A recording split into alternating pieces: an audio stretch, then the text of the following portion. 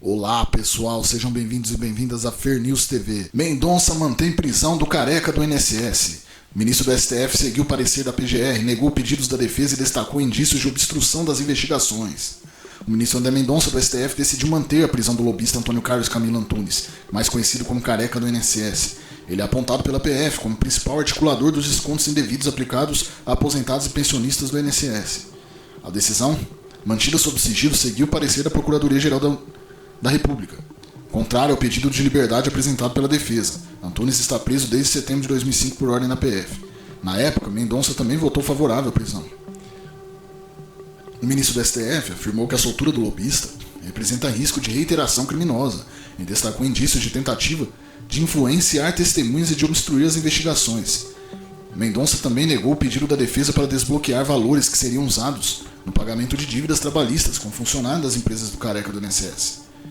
É bom que Mendonça tomou essa decisão, pois, além da CPMI do INSS já não está andando tanto quanto deveria andar ou quanto poderia andar, ainda só faltava mais essa. Um pedido para soltar aí um dos homens que é a peça-chave desse esquema todo. Um pedido desse ser aceito em favor da soltura dele. Ainda bem que Mendonça votou pela não soltura, para manter a prisão. Vamos à próxima. Defesa de Talhaferro quer anular a decisão de Moraes depois de identificar contradição. Os advogados do ex-assessor afirmam que o ministro sabia que o réu mora na Itália e que a lei não permite citação por edital nesse caso.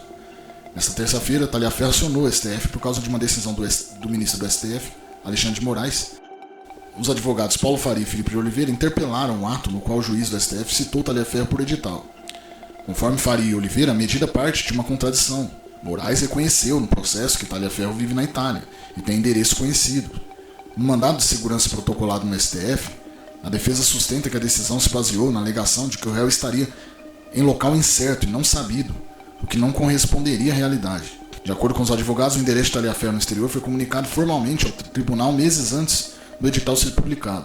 Além disso, a petição aponta que Moraes já havia solicitado a extradição de Talhaferro às autoridades italianas. Para a defesa, esse pedido demonstra que o paradeiro era conhecido, o que tornaria incompatível a adoção de citação por edital. Bom, se Moraes tinha feito o pedido de extradição junto à justiça italiana, obviamente ele já sabia do paradeiro do Talhaferro. O erro é muito claro, não há nem o que argumentar em relação a isso. A dúvida é se esse pedido da defesa do Talhaferro vai realmente ser aceito aí pelo próprio STF, não é mesmo? Mas que tudo isso é um absurdo, com certeza é.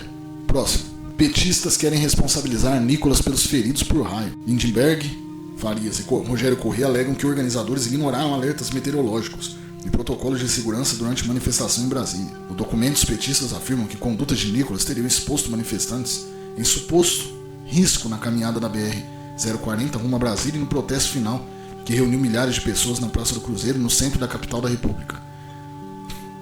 Bom, isso só mostra o quanto que a esquerda, o PT, está desesperado com tudo isso que aconteceu.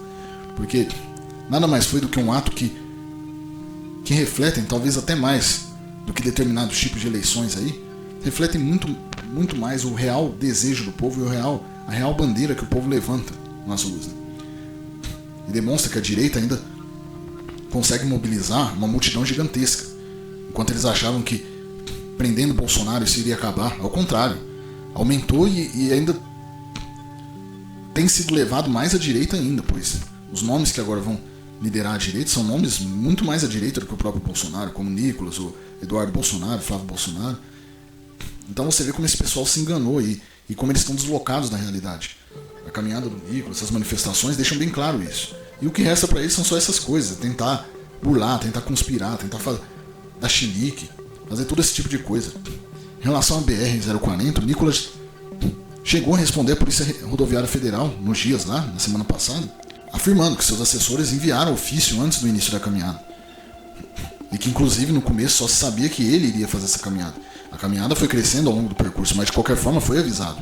Em relação ao que aconteceu na manifestação, poderia acontecer de qualquer forma, seja com risco meteorológico ou não. Brasília nem é conhecido por ter tantas chuvas tão fortes como tiveram, tempestades tão fortes, mesmo com meteorologia e tudo mais. Então você vê o nível de desespero que esse pessoal tá. Agora deu pra culpar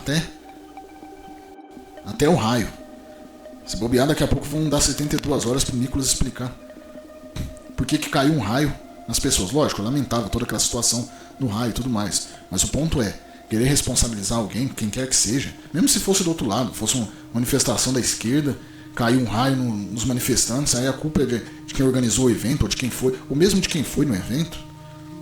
É uma coisa muito clara que não, é uma fatalidade, infelizmente. Mesmo com meteorologia, as meteorologias custam acertar, muitas das vezes. Igual aqueles aplicativos que falam que as tempestades terminarão em breve, você olha, não tem tempestade nenhuma no céu.